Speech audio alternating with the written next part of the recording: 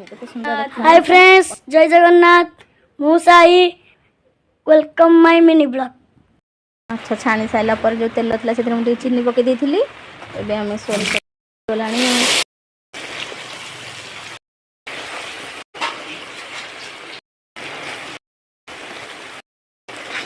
तो हमें तो गोटी घोड़े देबा।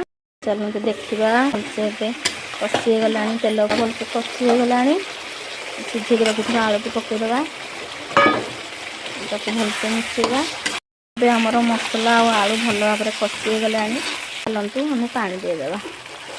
पानी दे देली उदके भल से मिसे नबा। गोटे घोड़े देबा फुटिया पाई। चलंतु देखिबा घोड़ा हमर पूरा फुटी गलानी।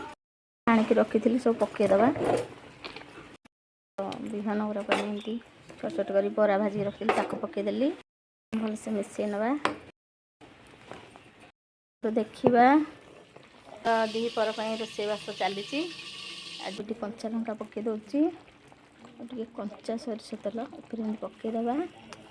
तापर आम मिसे देबा 2 मिनट घोड़े देबा।